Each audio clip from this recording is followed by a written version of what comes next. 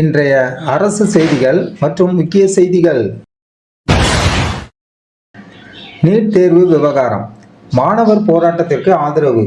NEET தேர்வுக்கு எதிராக டெல்லியில் மாணவர்கள் நடத்தி வரும் போராட்டத்திற்கு தாவேகா சார்பில் அமைச்சர் ஆதவ் அர்ஜுனா தனது ஆதரவை வெளிப்படுத்தியுள்ளார். போராட்ட களத்தில் உள்ள மாணவர்களின் உணர்வுகளுக்கு மதிப்பளிக்கும் வகையில் தங்களின் முழுமையான ஆதரவு தொடரும் என அவர் உறுதிபட தெரிவித்துள்ளார். தமிழக அரசின் புதிய உத்தரவு. சாதி சான்றிதழ் இனி விரைவில். சமூக நீதித்துறை அமைச்சர் வன்னி அரசு முக்கிய அறிவிப்பு ஒன்றை வெளியிட்டுள்ளார்.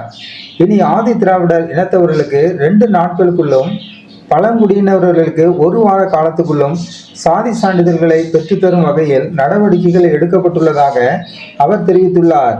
இது பொதுமக்களுக்கு பெரும் பயனுள்ளதாக அமையும் என்று எதிர்பார்க்கப்படுகிறது. பள்ளியில் அதிர்ச்சி சம்பவம். தலைமை ஆசிரியர் கைது. மாணவிகளுக்கு பாலியல் தொல்லை கொடுத்த புகாரின் பேரில் அரசு பள்ளி தலைமை ஆசிரியர் உட்பட 2 கைது செய்யப்பட்டுள்ளனர். இச்சம்பவம் கல்வி வட்டாரத்தில் பெரும் பரபரப்பை ஏற்படுத்தியுள்ள நிலையில் காவல்துறையினர் தீவிர விசாரணை மேற்கொண்டு வருகின்றனர். கடத்தல் முயற்சி முறியடிப்பு. பீடி இலைகள் பறிமுதல். இலங்கைக்கு சட்டவிரோதமாக கடத்தப்பட இருந்த சுமார் 50 லட்சம் ரூபாய் மதிப்புள்ள பீடி இலைகளை காவல்துறையினர் அதிரடியாக பறிமுதல் செய்தனர். கடத்தலுக்கு பயன்படுத்தப்பட்ட வாகனத்தையும் கைப்பற்றிய அதிகாரிகள் கடத்தலில் தொடர்புடைய நபர்கள் குறித்து விசாரணை நடத்தி வருகின்றனர். நடிகை சனம் ஷெட்டி வேதனை. திரைத்துறை சார்ந்த நிகழ்வு ஒன்றில் கலந்து கொண்ட நடிகை சனம் ஷெட்டி தான் எதிர்கொண்ட கசப்பான அனுபவம் குறித்து வெளிப்படையாக பேசியுள்ளார். தான் ஒரு கருத்தை சொன்னபோது மைக்கை பிடுங்கி தன்னை வெளியேற்றிய விதம் குறித்து அவர் தனது கடும் அதிருப்தியை பதிவு செய்துள்ளார். மருத்துவ சேர்க்கை விண்ணப்பங்கள் சரிவு. இந்த ஆண்டு மருத்துவ படிப்பிற்கான சேர்க்கைக்கு சுமார் 70,000 விண்ணப்பங்கள் மட்டுமே வந்துள்ளதாக தகவல்கள் தெரிவிக்கின்றன. கடந்த ஆண்டை விட இந்த எண்ணிக்கை குறைந்துள்ளது கவனிக்கத்தக்கது. இதேபோல் சென்னையில் பெட்ரோல் டீசல் விலையானது சர்வதேச கச்சா எண்ணெய் விலை மற்றும் அந்நிய செலவாணி நிலவரத்துக்கு ஏற்ப மாற்றமில்லாமல் நீடிக்கிறது. சேலத்தில் தொடரும் வழிப்பறி. சேலம் பகுதியில் மூதாட்டி ஒருவரிடம் மர்ம நபர்கள் 5 பவுன் தங்க சங்கிலியை பறித்து சென்ற சம்பவம் அதிர்ச்சி ஏற்படுத்தியுள்ளது. இது குறித்து காவல்துறையினர் அப்பகுதியில் உள்ள சிசிடிவி காட்சிகளை கொண்டு குற்றவாளிகளை தேடி வருகின்றனர். ஈரோட்டில் சோகம். விவசாயி பலி. ஈரோடு பகுதியில் வாய்க்கால் மதகில் சிக்கி விவசாயி ஒருவர் பரிதாபமாக உயிரிழந்தார். இந்த சம்பவம் அப்பகுதி மக்களிடையே பெரும் சோகத்தை ஏற்படுத்தியுள்ளது. கூடுதல் விலைக்கு மது விற்பனைக்கு தடை. டாஸ்மாக் கடைகளில் அரசு நிர்ணயித்த விலையை விட கூடுதல் விலைக்கு மது விற்பனை செய்தால் சம்பந்தப்பட்டவர்களுக்கு 10,000 ரூபாய் அபராதம் விதிக்கப்படும் என துறை சார்ந்த அதிகாரிகள் எச்சரித்துள்ளனர். பொதுமக்கள் முறையற்ற விற்பனை குறித்த புகார்களை தெரிவிக்கலாம் என்றும் அறிவிக்கப்பட்டுள்ளது. சுற்றுச்சூழல் பாதிப்பு. ஓமலூர் அருகே அபாயம். ஓமலூர் பகுதியில் ஏரியில் அளவுக்கு அதிகமாக வண்டல் மண் அள்ளப்படுவதால் கரையில் உள்ள பனை மரங்கள் வேரோடு சாய்ந்து விழும் அபாயம் ஏற்பட்டுள்ளது. இது சுற்றுப்புற சூழல் சமநிலையை பாதிக்கும் என்பதால் சம்பந்தப்பட்ட துறை அதிகாரிகள் உரிய நடவடிக்கை எடுக்க வேண்டும் என அப்பகுதி மக்கள் கோரிக்கை விடுத்துள்ளனர். ஈரோடு விவசாய தோட்டத்தில் காட்டு யானை அட்டகாசம். ஈரோடு பகுதியில் காட்டு யானை ஒன்று விவசாய தோட்டம் புகுந்து பயிர்களை சேதப்படுத்தியுள்ளதாக தகவல் வெளியாகியுள்ளது. இதனால் அப்பகுதி விவசாயிகள் அச்சமடைந்துள்ள நிலையில் வனத்துறையினர் யானையை வனப்பகுதிக்குள் விரட்டும் பணிகளை தீவிரப்படுத்தியுள்ளனர். உடன்குடியில் வன்முறை. 2 மீது அரிவாள் வெட்டு. உடன்குடி பகுதியில் 2 தரப்பினருக்கு இடையே ஏற்பட்ட மோதலில் நடிகர் ஜிபி முத்துவின் தம்பி மனைவி உட்பட 2 அரிவாள்களால் வெட்டப்பட்டுள்ளனர். இச்சம்பவம் குறித்து காவல்துறையினர் வழக்கு பதிவு செய்து வன்முறையில் ஈடுபட்டவர்களை கண்டுபிடிக்கும் பணியில் ஈடுபட்டுள்ளனர். காரியாபட்டி நில அளவீட்டின் போது மோதல். காரியாபட்டி பகுதியில் சோலார் ஆலை அமைப்பதற்காக நிலத்தை அளக்க வந்த அதிகாரிகள் மீது ஒரு தரப்பினர் கல்வீசி தாக்குதல் நடத்தியுள்ளனர். நிலம் கையகப்படுத்துதல் தொடர்பான கருத்து வேறுபாடுகளே இந்த அசம்பாவிதத்திற்கு காரணமாக கூறப்படுகிறது. தமிழக அரசின் முக்கிய நியமனம். தமிழ்நாடு பேரிடர் மேலாண்மை ஆணையராக சிவஞானம் அவர்கள் நியமிக்கப்பட்டுள்ளார். பேரிடர் காலங்களில் ஒருங்கிணைந்த பணிகளை மேற்கொள்வதில் இவரது அனுபவம் முக்கிய பங்கு வகிக்கும் என எதிர்பார்க்கப்படுகிறது. சென்னை மாநகராட்சி பள்ளி இடைநிற்றலை தடுக்கும் முயற்சி. பள்ளிகளில் மாணவர்கள் பாதியிலே படிப்பை நிறுத்துவதை தடுக்க சென்னை மாநகராட்சி சார்பில் சிறப்பு ஆலோசனை கூட்டம் நடத்தப்பட்டது. குழந்தைகளின் கல்வியை உறுதி செய்யவும் பெற்றோர்களுடைய விழிப்புணர்வு ஏற்படுத்தவும் இதில் முக்கிய ஆலோசனைகள் வழங்கப்பட்டன. பிரேமலதா விஜயகாந்த் வேண்டுகோள். திரைப்படங்களில் ஹீரோவாக திகழ்ந்தவர்கள் நிஜ வாழ்க்கையிலும் மக்களுக்கு அளித்த வாக்குறுதிகளை முறையாக நிறைவேற்ற வேண்டும் என தேமுதிக பொதுச் செயலாளர் பிரேமலதா விஜயகாந்த் வலியுறுத்தியுள்ளார். மக்கள் நலனை மையப்படுத்தி அவர் இந்த வேண்டுகோளை விடுத்துள்ளார்.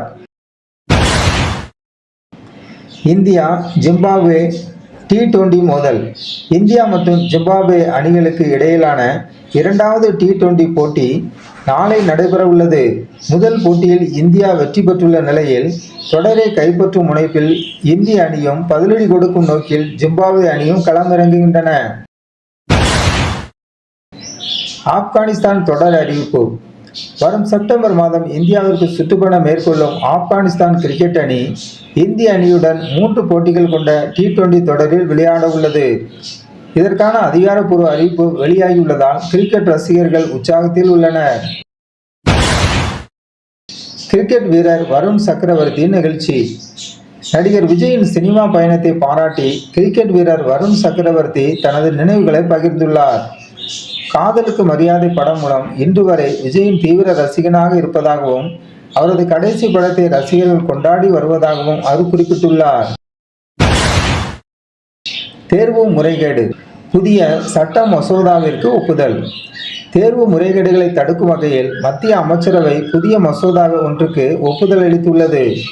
இதன் மூலம் முறைகேட்டில் ஈடுபடுபவர்களுக்கு அதிகபட்சமாக 10 ஆண்டுகள் சிறை தண்டனையும் 10 கோடி ரூபாய் அபராதம் விதிக்க வழிவகை செய்யப்பட்டுள்ளது.